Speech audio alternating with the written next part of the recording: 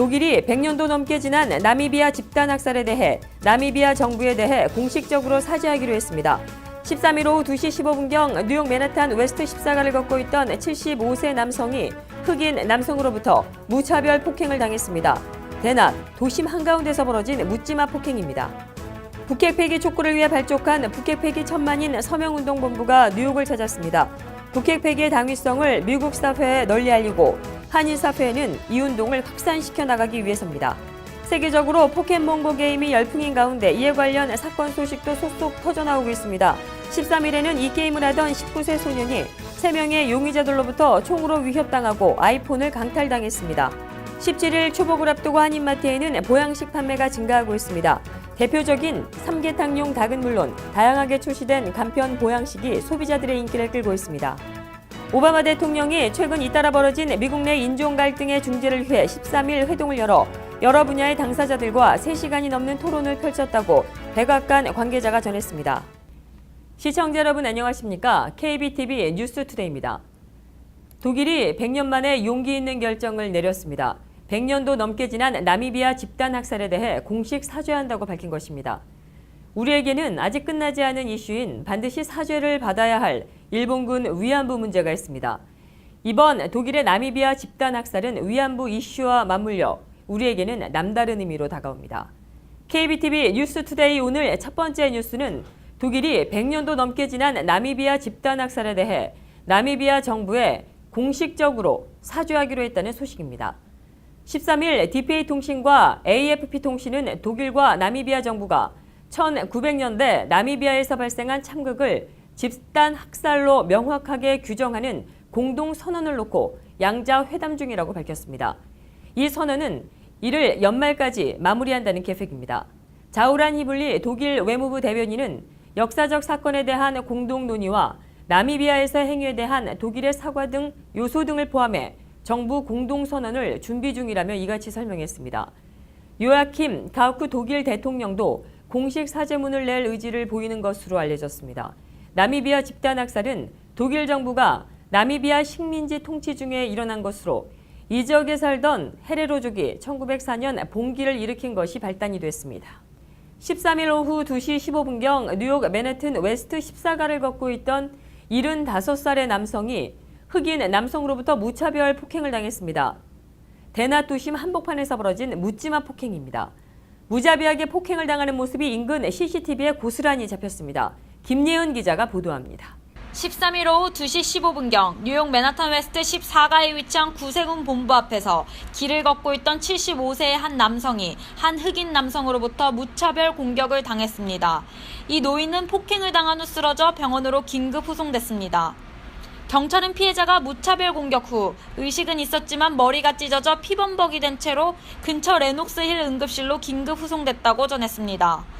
남성 용의자는 걷고 있던 피해자의 뒤통수를 가격해 그가 길거리에 쓰러져 정신을 잃을 때까지 수차례 그의 얼굴을 발로 차는 등 잔혹한 폭행을 가했습니다.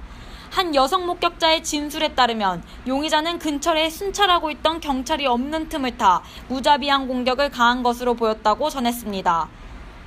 한편 경찰은 이 무차별 폭행이 담긴 CCTV 영상을 공개해 용의자를 추적하고 있습니다.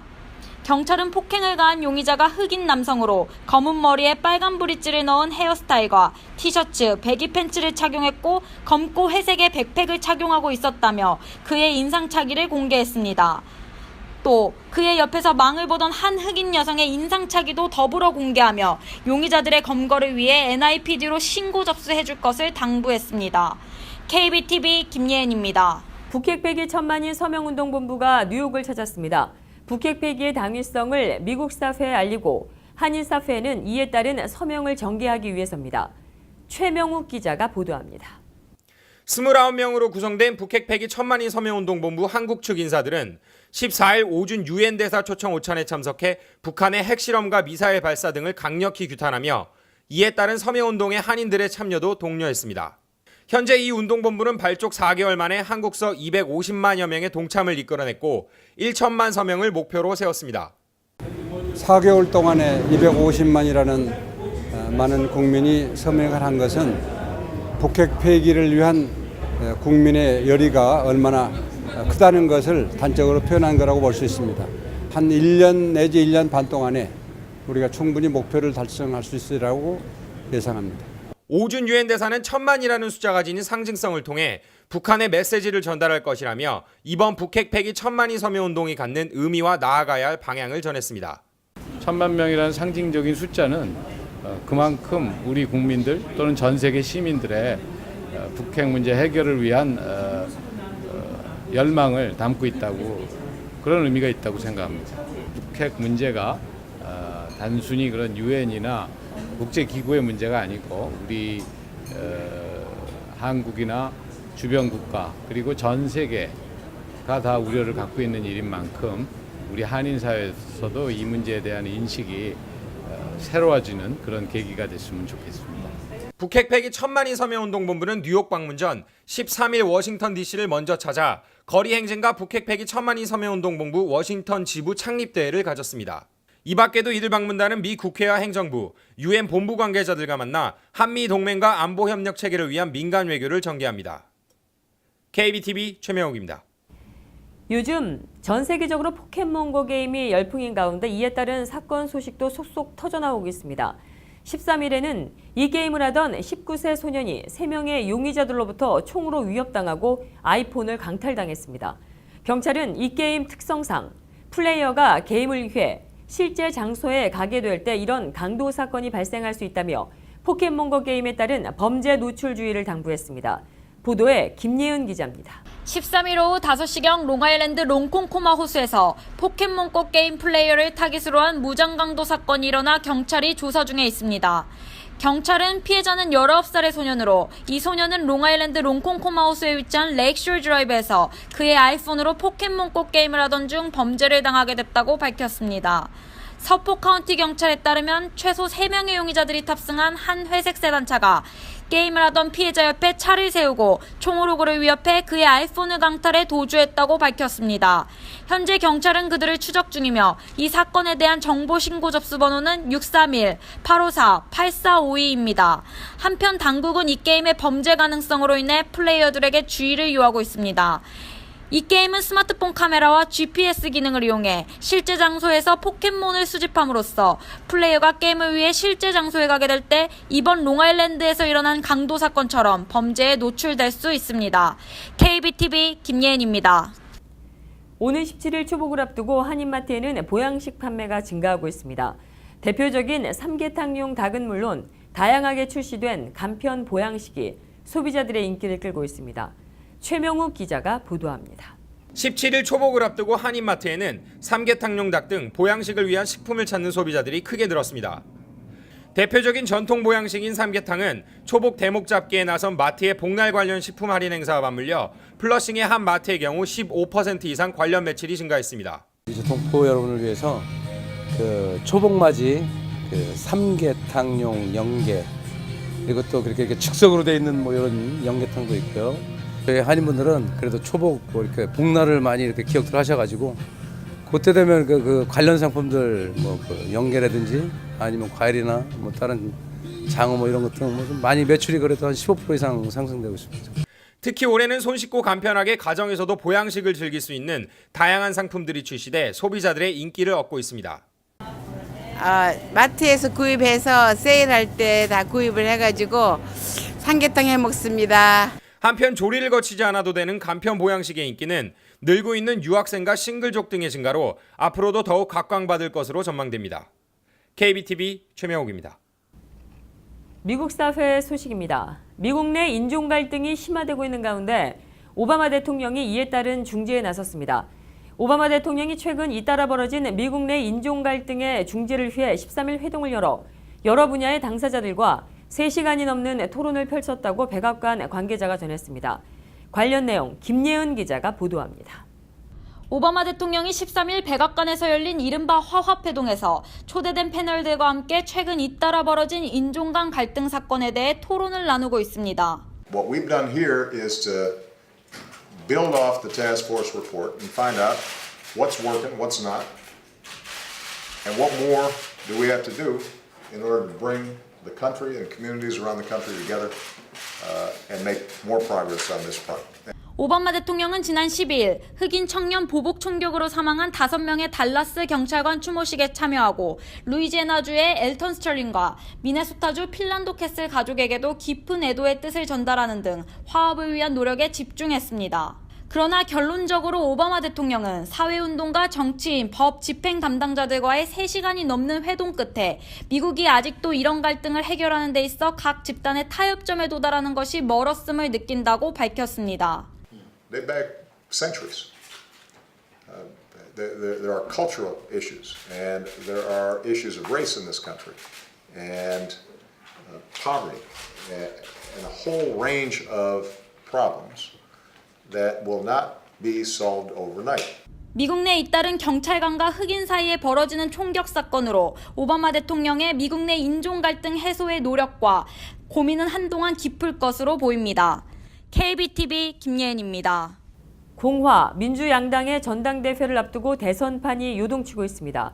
민주당 후보인 힐러리 클린턴 전 국무장관이 그동안의 지지율에서 우위를 보여왔으나 공화당의 후보 도널드 트럼프의 부상 속에 초접전 양상으로 접어든 형국입니다. 14일 CBS 뉴스와 뉴욕타임즈의 전국 단위 공동 여론조사 결과에 따르면 클린턴 전 장관과 트럼프의 지지율은 40%로 똑같았습니다. 두 매체의 지난달 조사에 비해 클린턴 전 장관은 43%에서 3%포인트가 빠졌고 트럼프는 37%에서 3%포인트가 올랐습니다. 특히 같은 조사에서 두 사람의 지지율 격차가 계속해서 좁혀지는 흐름을 보여 향후에 지지율 추이가 주목됩니다. 이 같은 여론 흐름은 클린턴 전 장관이 이메일 스캔들과 관련해 불기소 처분을 받았음에도 논란이 가시지 않은 것과 무관치 않은 것으로 보입니다. 이런 가운데 이날 공개된 라스무센 여론조사에서는 트럼프가 44%를 기록해 37%를 얻은 클린턴 장관을 7%포인트 차로 제쳤습니다. 오하이오주 클리블랜드 공화당 전당대회가 폭동과 총격전의 아수라장이 될 것이라는 우려가 커지고 있습니다. 도널드 트럼프를 대통령 후보로 공식 선출하는 18일에서 21일의 전당대회가 화합의 잔치가 되기는커녕 트럼프 지지파와 반대파, 흑백 갈등이 극렬히 충돌하는 무대가 될 것이라는 전망이 섭니다. 전당대회 대회장인 주변 1.7마일 내에 총기 소유가 허용되는 점 또한 이러한 우려를 증폭시키고 있습니다. 트럼프 지지자와 반대자들 모두 테러 가능성 등에 대비해 총기를 소유하겠다고 공언해 대회장 주변에서 총격전이 벌어질 가능성을 배제할 수 없습니다.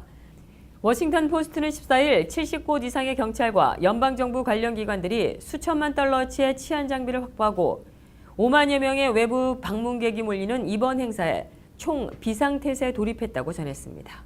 공화당의 사실상 대선 후보인 도널드 트럼프가 14일 부통령 후보로 마이크 펜스 인디애나 주지사를 내부적으로 확정했다고 미 언론들이 전했습니다. 인디애나주 하원 의원 출신인 펜스 주지사는 2012년 대선 당시 대통령 후보감으로 거론된 바 있습니다.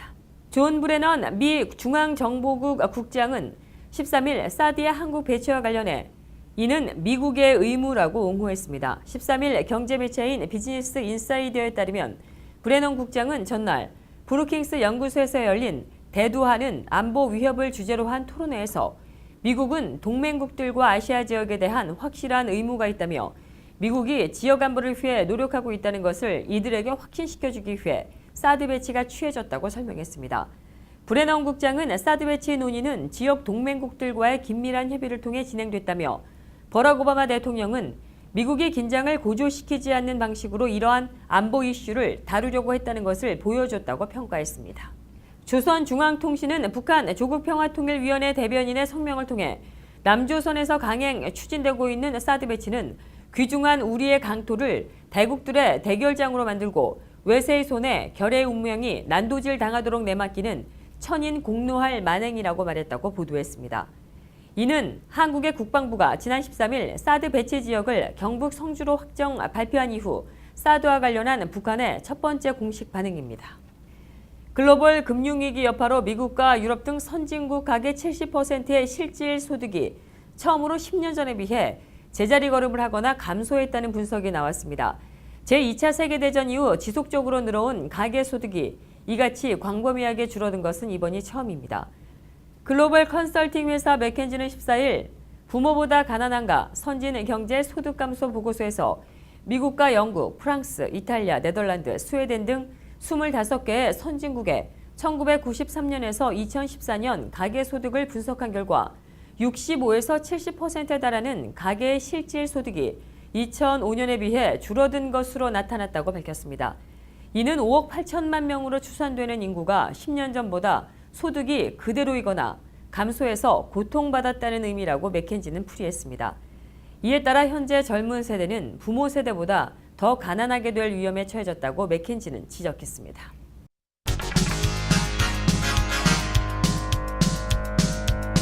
이어서 한일사회 및 미국사회 단신 소식입니다. 뉴욕주가 추첨을 통해 선발된 저소득층 주민들에게 시민권 신청 수수료 전액을 지원합니다. 앤드류 쿠오모 뉴욕 주지사는 13일 이니셔티브 내추럴 라이즈 뉴욕을 발표했습니다. 주지사에 따르면 연방 빈곤선의 4인 가족 기준 연 3만 6,450에서 7만 2,900달러 소득층이 추첨 대상에 포함됩니다. 75만 달러 이상의 부당 이익을 챙긴 퀸즈 베이사이드의 불법 스포츠 도박단이 적발되었습니다. 퀸즈 검찰청은 이들 도박단은 베이사이드 한 주택에 버젓이 도박장을 차려놓고 스포츠 도박을 통해 75만 달러 이상의 부당 이익을 챙겨왔다고 밝혔습니다. 뉴욕시에서 무면허 통근밴에 대한 단속과 처벌을 대폭 강화하는 조례안이 추진되고 있습니다. 데일리 뉴스는 13일 이른바 달러밴으로 불리는 불법 통근밴 적발 시에 벌금을 3배 가까이 대폭 인상하는 등의 내용을 담은 패키지 조례안을 최근 시의회에 발의했다고 밝혔습니다. 달러밴은 라이센스 없이 싼 가격에 거리에서 승객을 픽업하는 불법 통근밴입니다. 남중국해 국제 판결 직후 이해 당사자국 간의 갈등이 수면 위로 터져나왔지만 미국과 동남아시아 국가연합, 아세안 등이 물밑에서 속도 조절에 나섰다는 관측이 나오고 있습니다. 실제 소송 당사국인 중국과 필리핀도 발언 수위를 조절하며 협상 해결의 가능성을 제시하는 발언을 내놓고 있습니다. 미 수사당국이 자국 법원이 발부한 수색영장으로 미국 밖에 있는 서버에 저장된 이메일을 수색할 권한이 없다는 판결이 미 연방 항소법원에서 나왔습니다. 이에 따라 외국의 서버를 두고 영업해온 미국의 주요 정보기술 기업들이 고객의 정보 보호를 이유로 미국 정부의 자료 요구에 불응할 법적 근거가 생겼습니다. 텍사스주에서 소두중 신생아가 출생해 지카 바이러스 확산 우려가 일고 있습니다. 13일 댈러스 모닝뉴스 등 미 언론에 따르면 텍사스주 해리스 카운티 보건당국은 지카 바이러스에 감염된 어머니에게서 소두중 신생아가 탄생했다고 밝혔습니다. 이 여성은 지카 바이러스가 창궐한 라틴 아메리카 지역을 방문했다가 감염됐을 가능성이 큰 것으로 알려졌습니다. 지카 바이러스 감염에 따른 소두중 태아가 출생하기는 텍사스주에선 처음입니다. 2016년 리우데자네이루 하계올림픽 개막식이 주요 정상들의 불참으로 다소 썰렁한 분위기에서 치러질 것으로 보입니다. 브라질의 일간지인 폴라지 상파울루는 리우올림픽 개막식에 참석하는 정상과 정부 대표가 40여 개국 정도에 그칠 것으로 보인다고 14일 보도했습니다. 이 신문은 버락 오바마 미 대통령과 블라디미르 푸틴 러시아 대통령, 앙겔라 메르켈 독일 총리, 마리아노 라우이 스페인 총리 등의 참석이 어려울 것이라고 전했습니다. 미국의 1인당 평균 의료비 지출이 사상 처음으로 $10,000를 돌파할 전망입니다. 미 보건후생부가 13일 발표한 보고서에 따르면 올해 미국의 총 의료비 지출액은 3조 3,500억 달러로 예상됐습니다. 이는 미국민 1명이 연간 평균 $1,345의 의료비를 부담한다는 뜻으로 이렇게 되면 미국 1인당의 의료비는 사상 처음으로 $10,000를 넘게 됩니다. 힐러리 클린턴 전 국무장관을 지지하고 대선 선거운동을 접은 버니 샌더스 상원의원이 책을 쓸 채비를 하고 있습니다. AP통신은 샌더스 상원의원과 토머스 던 북스라는 출판사가 샌더스의 저서 출판에 합의했다고 14일 전했습니다. 우리의 혁명, 믿을 수 있는 미래라는 제목의 이 책은 미 대선일 일주일 뒤인 11월 15일에 나올 예정입니다. 실리콘밸리에서 쇼핑몰 경비 로봇이 생후 1년 4개월 된 아이를 치어 다치게 하는 사고가 발생했다고 캘리포니아주 샌호제에서 발생되는 일간 더 머큐리 뉴스 인터넷판이 보도했습니다. 이 보도에 따르면 캘리포니아주 팔로알토에 있는 쇼핑몰 스탠퍼드 쇼핑센터에 배치돼 있던 경비 로봇 K5 중 한 대가 부모와 함께 이곳을 지나던 생후 16개월 하원 챙을 들이받았습니다. 챙은 이 충격으로 엎어졌고 그 후 로봇이 멈추지 않고 계속 움직여 챙의 발 위를 지나갔습니다. 챙의 모치는 로봇을 밀치려고 했으나 실패했다며 아이의 아버지가 아이를 끌어당겨 더 큰 사고를 막았다고 말했습니다. 계속해서 뉴욕과 뉴저지 날씨 이어집니다.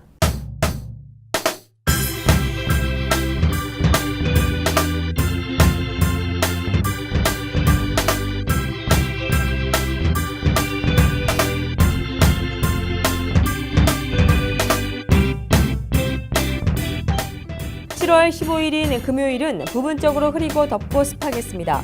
낮 최고 기온은 화씨 94도, 섭씨 35도, 밤 최저 기온은 화씨 75도, 섭씨 23도가 되겠습니다. 7월 16일은 아침에는 맑고 저녁에는 구름이 낄 것으로 보입니다. 낮 최고 기온은 화씨 87도, 섭씨 30도, 밤 최저 기온은 화씨 73도, 섭씨 23도입니다. 7월 17일은 대체적으로 화창하겠습니다. 낮 최고 기온은 화씨 86도, 섭씨 31도, 밤 최저 기온은 화씨 74도, 섭씨 23도입니다. 7월 18일은 부분적으로 흐리겠으며 소나기 또는 천둥 번개가 칠 가능성이 있겠습니다. 낮 최고 기온은 화씨 87도, 섭씨 31도, 밤 최저 기온은 화씨 76도, 섭씨 25도입니다. 이상으로 KBTV 뉴스투데이를 모두 마치겠습니다. 시청해주신 여러분 고맙습니다.